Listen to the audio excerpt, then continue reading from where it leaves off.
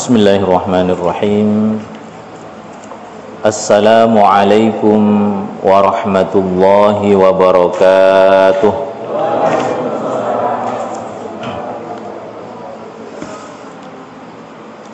Alhamdulillahi rabbil alamin. Wa bihi nasta'inu ala umurid dunya waddin.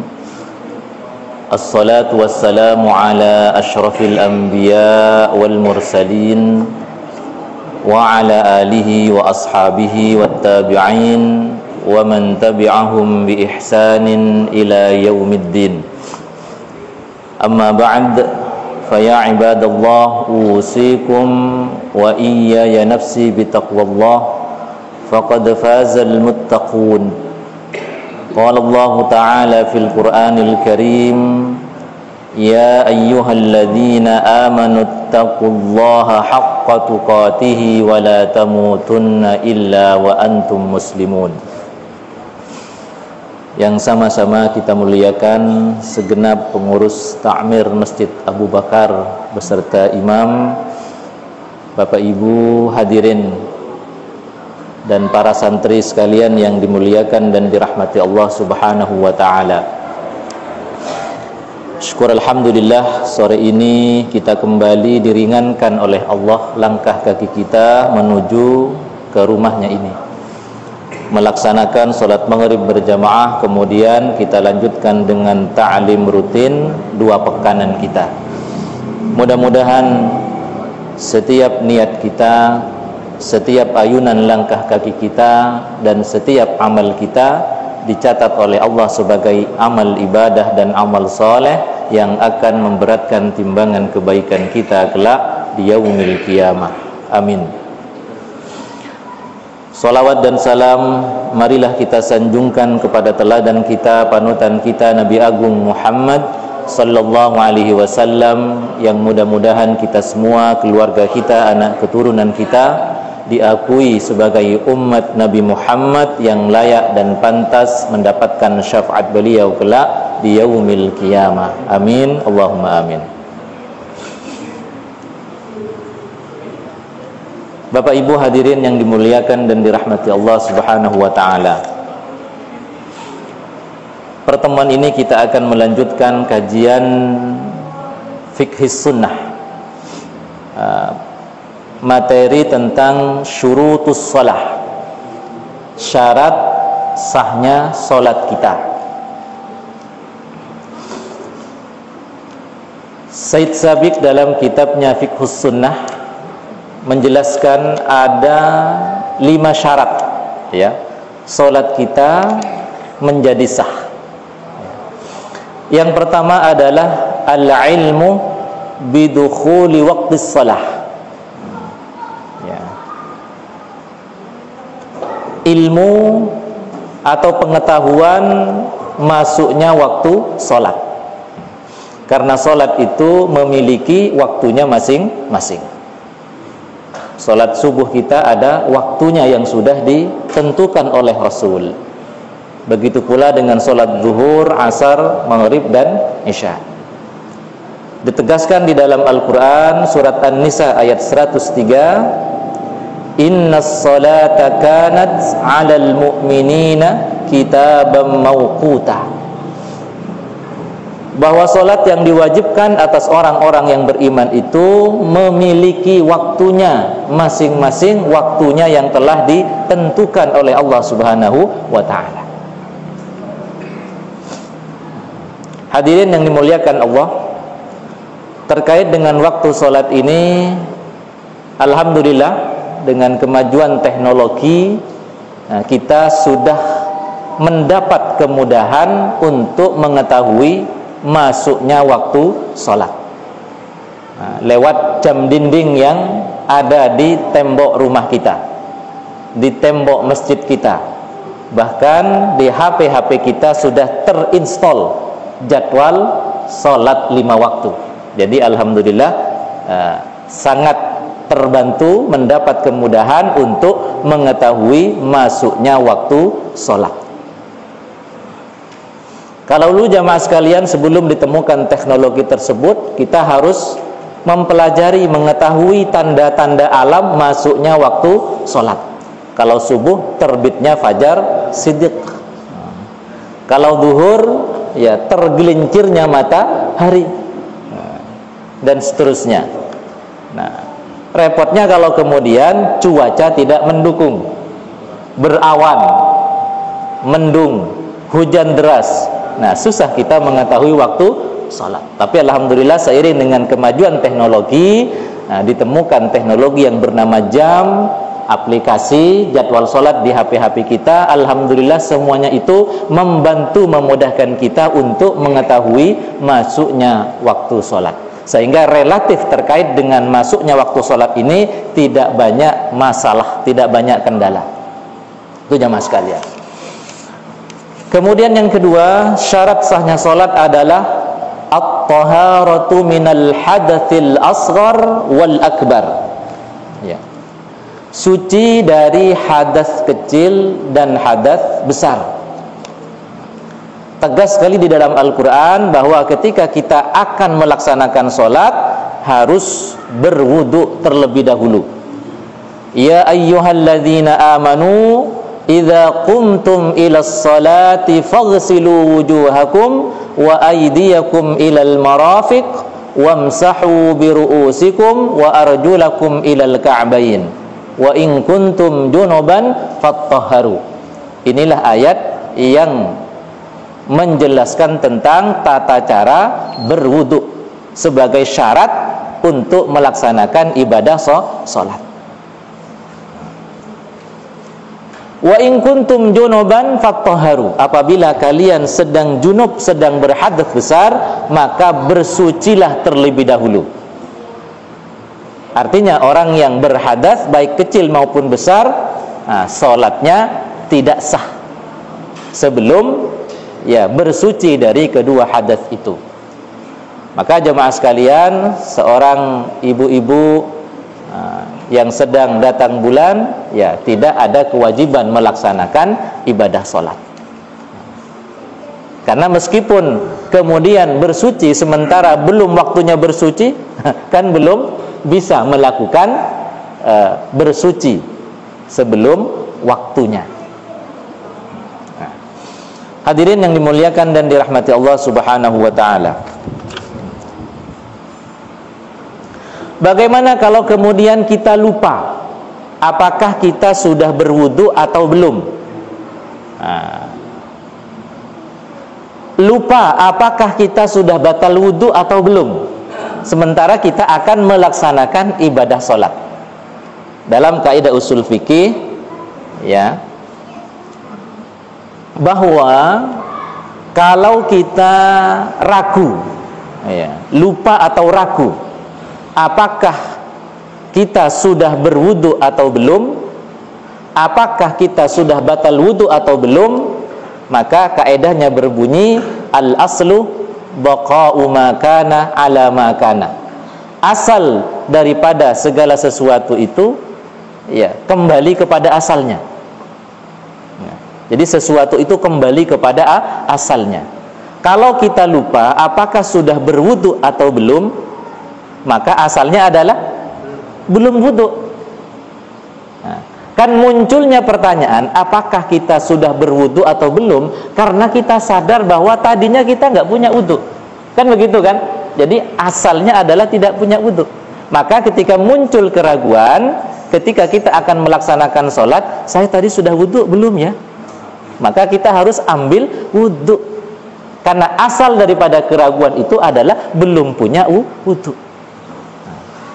Berbeda dengan keraguannya itu apakah tadi kita batal atau belum. Nah, apa asalnya itu? Punya wudu. Kita yakin tadi berwudu. Cuman setelah itu muncul keraguan, saya tadi batal enggak ya? Nah, kalau keraguannya seperti itu, asalnya apa? Punya wudu, maka kembali kepada asal. Itulah kaidah usul fikih yang menjelaskan. Bisa dipahami jemaah sekalian? Nah,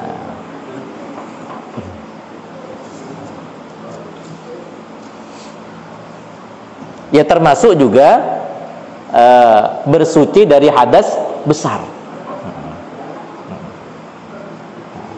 sadar bahwa tadi sedang junub, kemudian mau melaksanakan ibadah sholat, timbul keraguan, saya tadi sudah mandi belum ya? Maka kembali kepada asal, yaitu belum mandi. Mandi dulu baru kemudian berwudu dan melaksanakan ibadah sholat. Ada juga permasalahan begini jemaah sekalian. Ini pernah terjadi pada salah satu kawan kita di Jawa Timur. Beliau seorang imam masjid, ngimami subuh khususnya. Ya. Bangun agak kesiangan. Jadi mungkin bangun adzan. Setelah itu ganti baju, berwudu, berangkat ke masjid ngimami. Selesai ngimami sholat subuh, pulang ke rumahnya, baru ingat bahwa belum mandi wajib itu. Nah, gimana kalau seperti itu? Ya harus sholat lagi begitu ya. Kenapa? Karena sholatnya tadi dalam keadaan dia masih berhadas besar. Nah, sementara syarat sahnya sholat itu harus suci dari hadas besar dan hadas kecil. Nah, itu jamaah sekalian. Maka sebelum kita melaksanakan sholat subuh, pastikan bahwa kita sudah suci dari hadas besar maupun hadas kecil. Jelas jamaah sekalian? Yang kedua ini, jadi at-taharatu minal hadasil asghar wal akbar, suci dari hadas kecil maupun hadas besar. Kemudian syarat sahnya salat yang ketiga adalah taharatul badan wath thawb wal makan alladhi yusalli fihi minan najasatil hissiyah. Syarat yang ketiga adalah sucinya badan kita, sucinya pakaian yang kita pakai untuk melaksanakan sholat, termasuk tempat kita melaksanakan ibadah sholat. Nah, maka jemaah sekalian, ada satu hadis yang Nabi sangat wanti-wanti kepada kita ketika kita buang air kecil. Ya, apa kata Nabi? Ya, tanazzahu minal baul fa inna amata adzabil qabri minhu. Bersucilah kalian setelah kencing, karena umumnya adab kubur itu diderita oleh orang-orang yang tidak perhatian dengan buang air kecil ini. Ya mohon maaf, buang air kecil gak cawe, atau buang air kecil sambil berdiri sehingga menetes kemana-mana.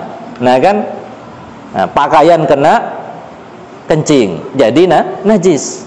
Nah, kemudian badan kita kena percikan kencing jadi najis. Nah, ini yang diwanti-wanti oleh Nabi. Nah, sehingga percikan kencing itu tidak kemana-mana, maka kencinglah dengan duduk. Itu jamaah sekalian ya. Kemudian setelah kencing disucikan, dibersihkan dengan air. Nah. Hadirin yang dimuliakan dan dirahmati Allah Subhanahu wa taala.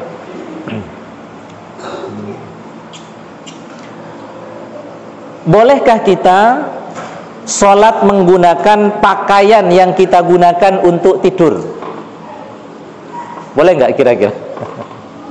Ya, kalau tidak ada pakaian lagi ya tidak masalah. Nah, hanya saja kita kan sholat menghadap Allah Subhanahu wa ta'ala.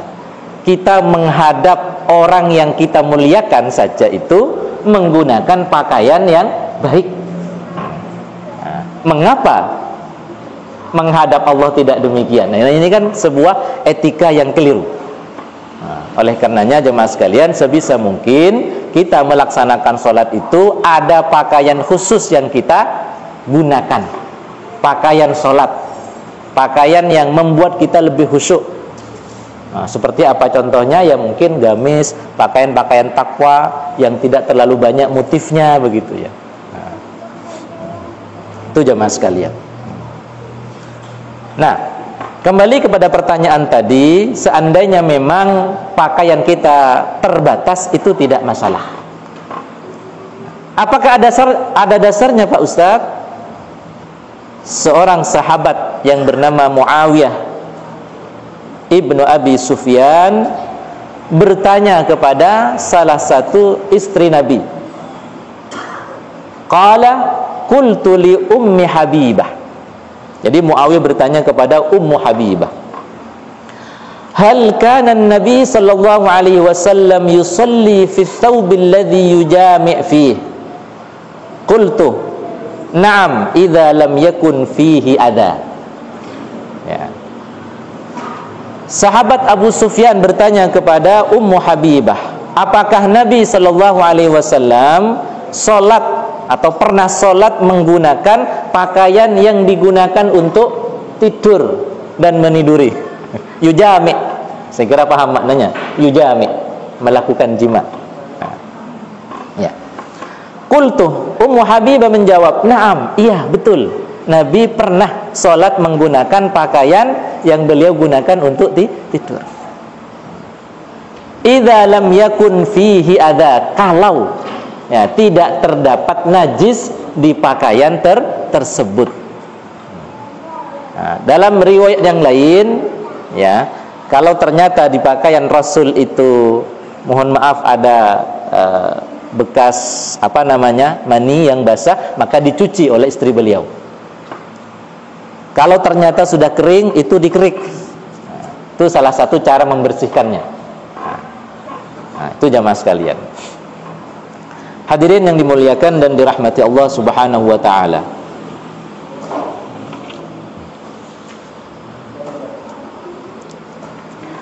Muncul sebuah permasalahan atau beberapa permasalahan terkait dengan adanya najis di pakaian yang kita gunakan untuk sholat. Seperti misalnya, apakah sah orang sholat, ya, ada najis di pakaiannya, dia tidak sadar. Dalam kitab Sahih Fiqh Sunnah, jadi selain kitab Fiqh Sunnah, kita membaca buku Sahih Fiqh Sunnah. Menurut madhab Imam Malik, bahwa orang yang sholat dan ada najis di pakaiannya, idza alima fil waqti batilah sholatuhu. Apabila ketika ia melaksanakan sholat, kemudian mendapatkan atau sadar bahwa pakaian yang digunakan itu ada najisnya, maka sholatnya batal. Artinya apa? Dia harus batalkan sholatnya, mengganti dengan pakaian yang suci, kemudian sholat lagi. Itu menurut siapa? Imam Malik. Jadi kalau tahunya itu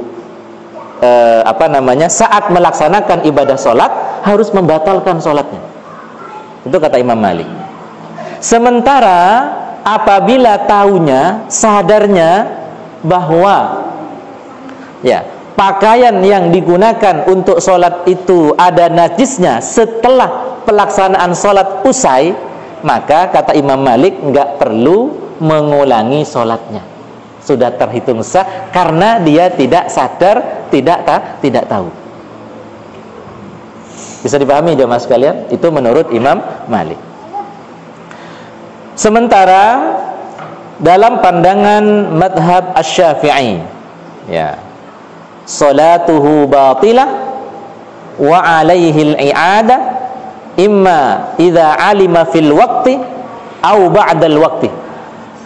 Menurut Imam Asy-Syafi'i, ya, orang yang melaksanakan ibadah salat menggunakan baju pakaian yang ada najisnya, ya, imma dia tahu saat melaksanakan ibadah salat maupun setelah selesai salat itu salatnya batal, harus ngulang.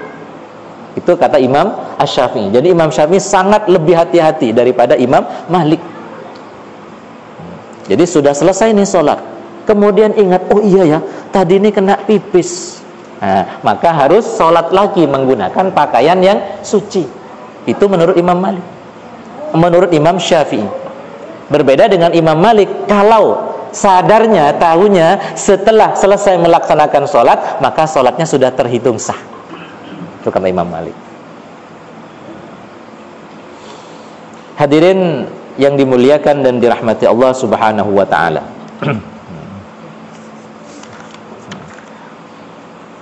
Bagaimana dengan tempat kita melaksanakan ibadah sholat, musalla atau masjid kita?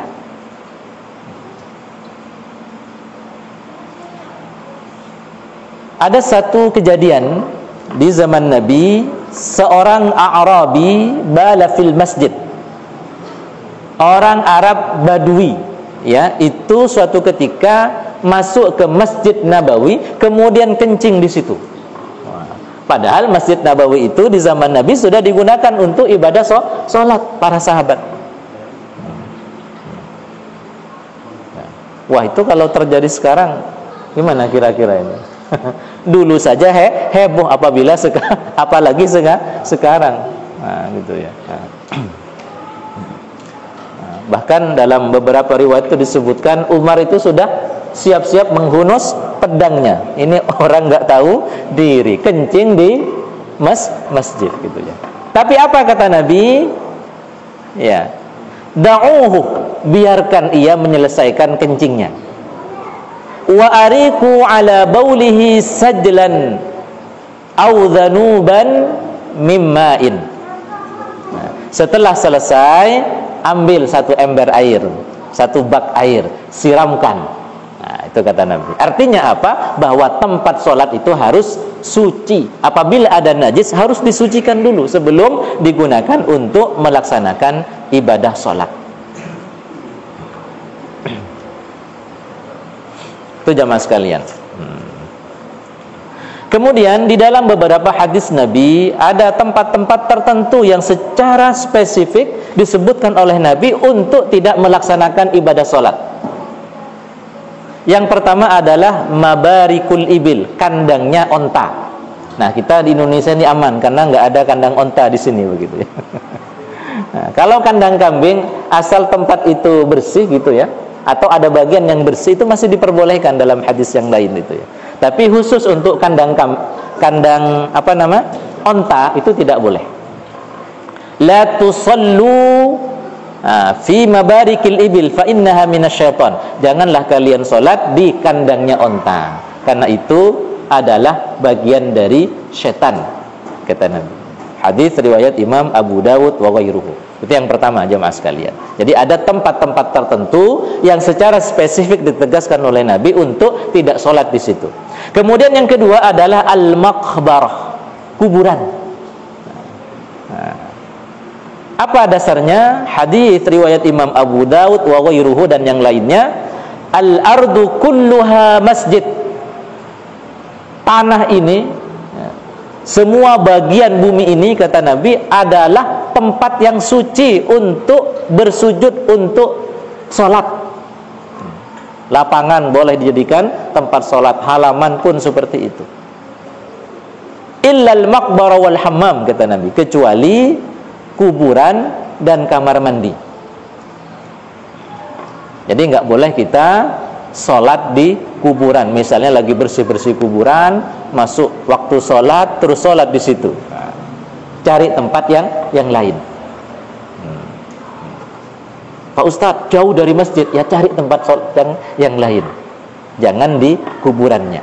Jadi sampingnya kayak atau di sebelah mana seperti itu, yang jelas bukan di pekuburannya itu. Karena itu dilarang oleh Nabi sallallahu alaihi wasallam. Wa yustasna fi shalah 'anil janazah, selain salat janazah. Apa maksudnya jemaah sekalian? Di dalam hadis riwayat Imam Muslim ya, Nabi memperbolehkan kita apabila terlambat melaksanakan salat janazah di masjid atau di rumah si mayit. Nah, misalnya ada keluarga atau saudara atau kawan kita meninggal, atau tetangga kita meninggal. Nah, rumahnya cukup jauh atau barangkali kita sedang berada di luar kota. Kemudian kita terburu-buru supaya bisa apa? Menyolati Ternyata sesampainya di rumahnya sudah selesai dikebumikan. Maka dalam hadis Muslim ini kita boleh sholat jenazahnya di kuburan. Nah itu jamaah sekalian. Liman lam yusalli 'alaiha qabl, bagi yang belum melaksanakannya. Kalau sudah melaksanakannya ya tidak melaksanakan lagi di kuburan, misalnya begitu ya. Biar afdol Pak Ustadz, saya sudah sholat di rumahnya, jenazah dibawa ke masjid, saya sholat lagi. Nah, kemudian dikubur, nah, kan boleh sholat jenazah di kuburan. Nah saya sholat lagi jenazah di situ. Nah itu tidak seperti itu, karena ada catatan di hadis itu, liman lam yusalli qablahu, nah, bagi yang belum melaksanakan sholat jenazah terhadap mayit itu sebelumnya. Kalau sudah sholat sebelumnya, ya tidak melaksanakan di kuburan. Ini khusus bagi yang belum melaksanakan. Itu boleh kita melaksanakannya di kuburan. Jelas jemaah sekalian? Seperti itu. Kemudian bagaimana dengan masjid yang ada kuburannya? Boleh nggak kita sholat di masjid itu? Gitu? Loh, memangnya ada masjid ada kuburannya? Di mana? Masjid Nabawi, di situ ada kuburan Nabi dan sebagian sahabat, kan begitu. Karena Nabi itu kan dikubur di rumah beliau, yang dulu posisinya berada di sebelahnya Masjid Nabawi. Kemudian terjadi perluasan, rumah Nabi kena perluasan, kan begitu ya. Nah, sehingga kemudian saat ini berada di dalam Masjid Nabawi. Itu gimana kalau sholat di situ gitu? Termasuk juga di masjid-masjid di Indonesia pun, kadang ketika dilakukan perluasan, kuburan yang di sebelahnya ya akhirnya ada di dalam masjid itu juga ada gitu.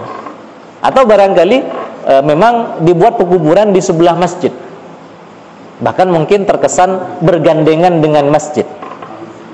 Di kampung kita di Madura itu umum, yang namanya kuburan itu seringnya itu di sebelah masjid gitu, atau di belakang masjid. Nah itu gimana itu kira-kira? Apakah masuk kategori yang dilarang oleh Nabi untuk sholat di tempat tersebut? Nah ini pernah menjadi polemik jemaah sekalian. Pernah menjadi polemik.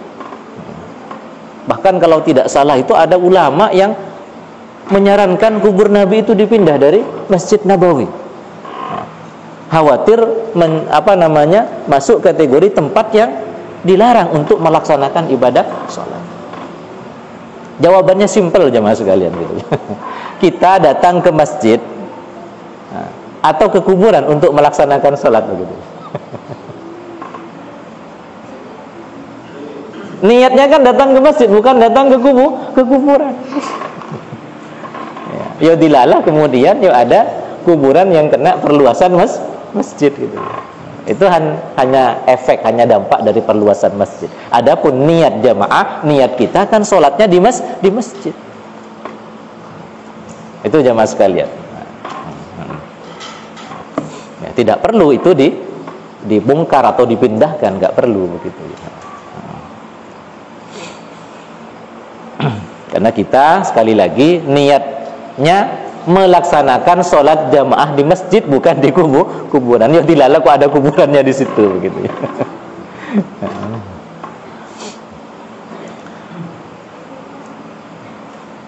Kemudian yang ketiga, tempat yang secara spesifik disebutkan oleh Nabi tidak boleh melaksanakan sholat di dalamnya adalah al-hammam, kamar mandi dan sejenisnya, termasuk toilet. Karena tempat itu adalah tempat yang kotor. Bersih Pak Ustadz. Setiap harinya dipel, dikasih wewangian, masa nggak boleh gitu? Itu bukan tempat untuk sholat, tempat untuk buang air. Jadi kurang etis, bahkan sangat tidak etis kalau melaksanakan sholat di situ. Ditambah lagi, dalam beberapa hadis Nabi disebutkan bahwa kamar mandi, bahwa toilet itu adalah tempatnya setan. Makanya kalau kita masuk kamar mandi, dianjurkan untuk berdoa, Allahumma inni a'udzubika minal khubuthi wal khaba'ith. Ya Allah, sungguh aku berlindung kepadamu dari gangguan setan laki-laki dan setan perempuan. Jadi meskipun kamar mandi itu dibersihkan setiap hari, dipel, dikasih wewangian, tetap saja itu adalah tempatnya setan. Tidak karena kemudian bersih, setan nggak mau tinggal di situ. Tidak, jemaah sekalian, itu sudah dijelaskan oleh Nabi bahwa toilet kamar mandi adalah tempatnya setan. Hadirin yang dimuliakan dan dirahmati Allah Subhanahu wa taala. Permasalahan lainnya terkait dengan najis, ya. Baik di pakaian kita maupun tempat sholat kita. Nah, apa permasalahannya? Bagaimana kalau pakaian yang kita pakai untuk sholat atau karpet yang kita gunakan untuk sholat itu dibeli dari uang yang tidak halal? Nah, kira-kira sah nggak sholat kita begitu?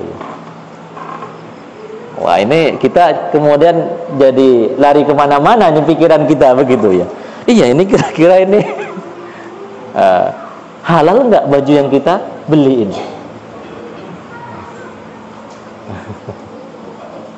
Gimana Pak Jayus?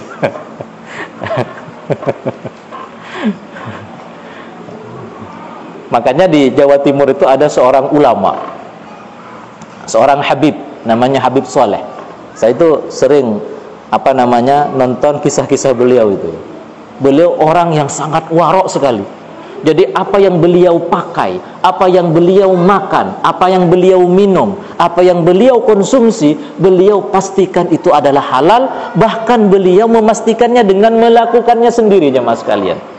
Contoh misalnya ketika membuat sumur, beliau gali sendiri sumurnya. Kemudian beliau nimba sendiri ketika ada tamu. Ini luar biasa nih. Mau makan, beliau bertani sendiri. Luar biasa. Ingin memastikan bahwa yang dipakai, yang dikonsumsi itu adalah halal. Wah, kita jadi ini ya?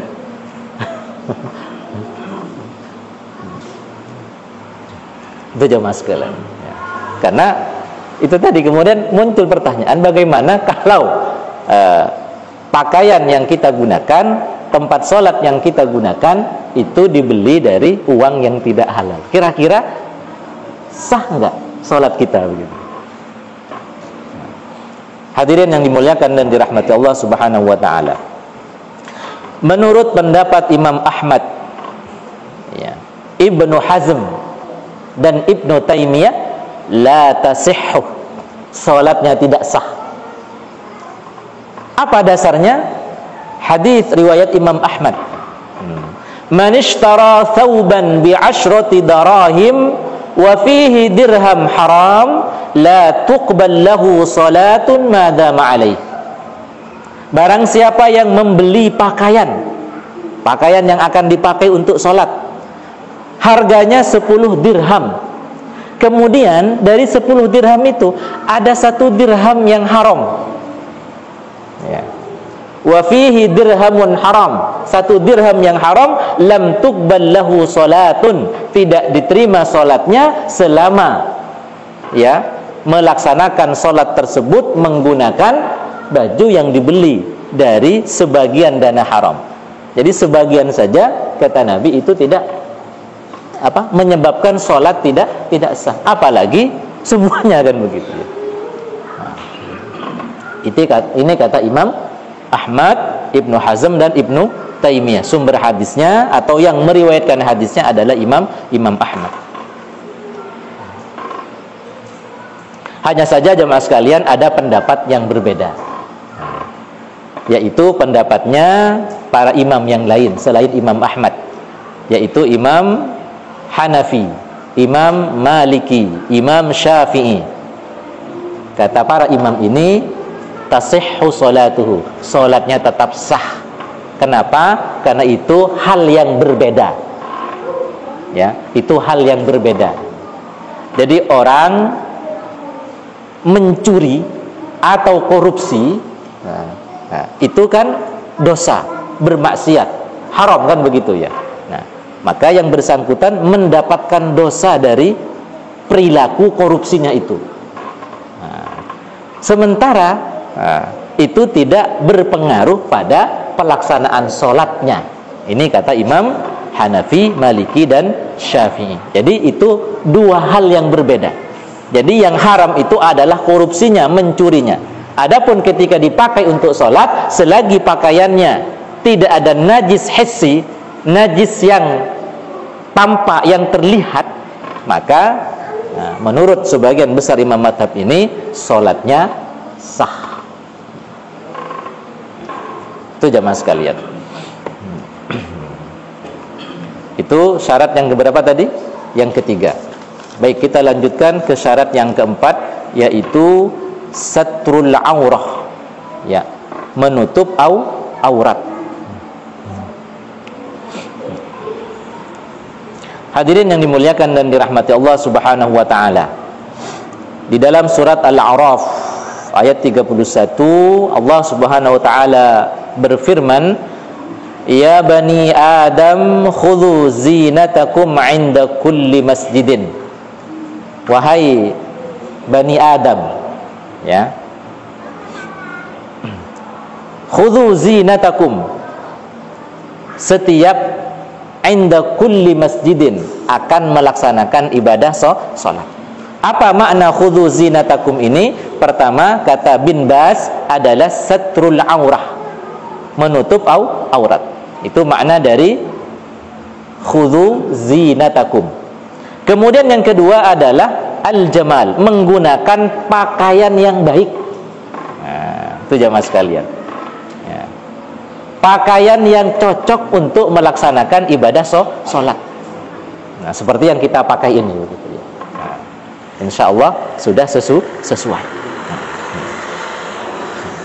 Nah, terus kalau berbicara tentang aurat, apa batasan aurat laki-laki dan perempuan? Ini sudah sangat masyhur sekali, merujuk pada firman Allah dalam surat An-Nur. Untuk auratnya perempuan itu adalah apa? Seluruh, ya, tubuhnya kecuali muka dan telapak tangannya.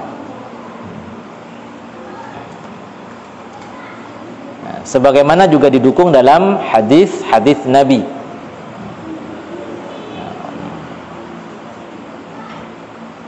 Seperti hadis riwayat Salamah Ibnul Awqa', bahwa perempuan itu harus menutup seluruh bagian tubuhnya kecuali apa? Muka dan telapak tangannya. Pertanyaannya, yang disebut muka itu yang mana? Ya. Nah, sampai tumbuhnya rambut, kemudian ke dagu. Adapun bawah dagu, ini aurat bagi perempuan. Maka saat kita mengenakan mukena, pastikan di bawah ini tertutup juga, karena di bawah ini bukan sudah termasuk aurat. Nah, jelas ya. Nah, bawah tidak boleh terbuka. Nah, jadi harus tertutup. Nah, sampai mana bitus syar, ya, tumbuhnya rambut. Terus dagu. Adapun bawah dagu ini sudah merupakan apa? Aurat bagi perempuan.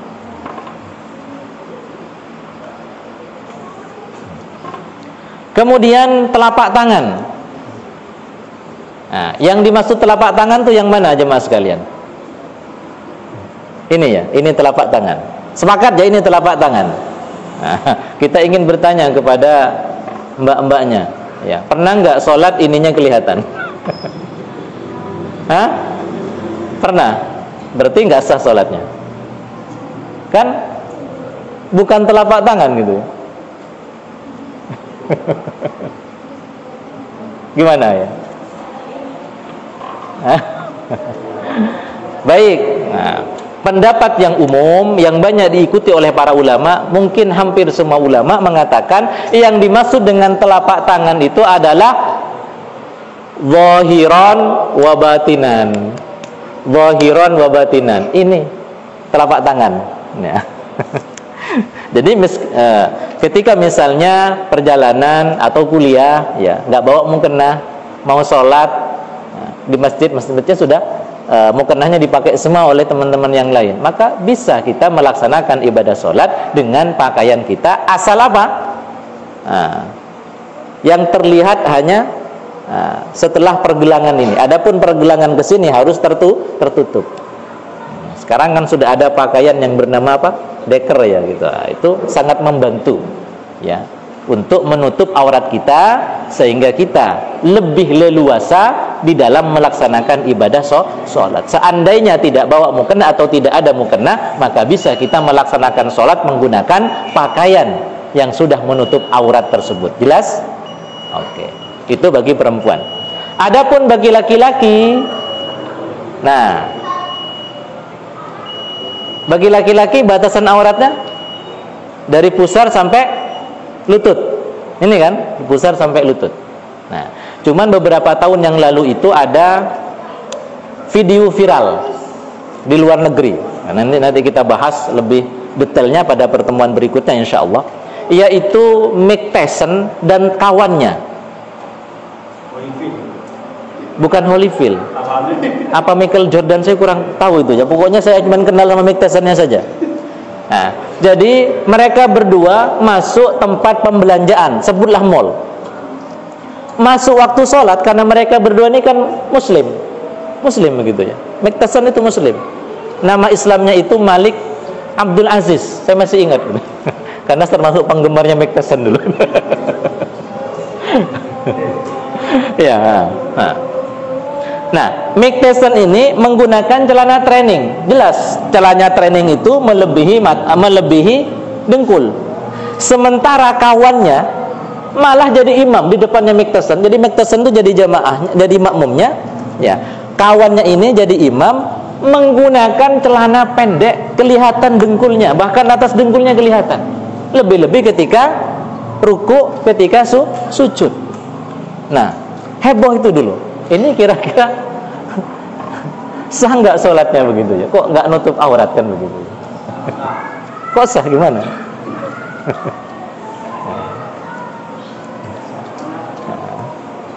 Baik, nah ini belum selesai, tapi sedikit kita kasih bocoran. Ada hadis yang menjelaskan bahwa Nabi pernah tersingkap paha beliau, sementara di sekeliling beliau ada sahabat dan beliau membiarkan saja, tidak menutupnya. Kan nggak mungkin Nabi itu bermaksiat kan begitu ya. Nah, sehingga kemudian ada pendapat yang kedua bahwa aurat laki-laki itu hanya kemaluan dan sekitarnya. Tapi ini lebih detailnya kita bahas pertemuan depan supaya lebih seru ikutnya gitu. Nah, itu jamaah sekalian. Nah, dari situ kita berpikir, oh ternyata bukan temannya Mike Tyson yang keliru, ya kan gitu ya. Tapi kita yang belum sampai pada kajian itu gitu. Oke, hadanallahu wa iyyakum ajmain. Ada pertanyaan? Oh, silakan Pak Jayus. Mengenai hadas besar, Pak. Oh iya. Mengenai hadas besar itu, kalau kita mandi junubnya dulu atau wudhunya dulu? Baik jemaah sekalian, pada bahasan tentang taharah ini sudah pernah kita bahas gitu ya. Cuman apakah sampai detail saya lupa. Begini Pak Jayus, di antara sunnah mandi wajib itu adalah wudhu terlebih dahulu. Nah, itu salah satu sunnahnya mandi wajib itu adalah berwudhu. Baru kemudian mandi wajib. Setelah mandi wajib nggak perlu berwudhu lagi. Itu pendapat yang pertama. Pendapat yang kedua, kalau kita mandinya nggak didahului dengan sunnah berwudhu, nah, dan kita masih merasa ragu, ya wudhu, biar enak sholatnya kan begitu ya. Itu pendapat yang kedua. Karena kita kan belum berwudhu. Ada pendapat yang ketiga, ini didukung oleh hadis Nabi, ya, bahwa kalau sudah mandi itu nggak perlu wudhu lagi. Kalau saya membiasakan yang pertama, jadi saya wudhu dulu karena itu bagian dari sunnah mandi. Kemudian baru kita mandi. Setelah mandi nggak perlu berwudu lagi. Asal tidak batal wudu. Ya, seperti itu. Kalau 2 kali bagus ya Pak? Hah? Kita pertama wudu, terus mandi junub, terus wudu lagi lebih bagus ya Pak? Bagus itu tidak mesti dilakukan berkali-kali. Bahkan melakukan lebih itu bisa kemudian disebut pemborosan begitu ya. Seperti kita sunnah ya berwudu setiap anggota wudu kecuali kepala kan, itu 3 kali itu sunnahnya. Kalau lebih dari 3 kali itu justru makruh. Kenapa? Berlebih-lebihan begitu ya. Nah, seperti itu. Saya kira begitu. Cukup? Ya. Demikian hadanallahu wa iyyakum ajma'in. Aqulu qawli hadza wa astaghfirullahal azim li wa lakum. Tsumma assalamu alaikum warahmatullahi wabarakatuh.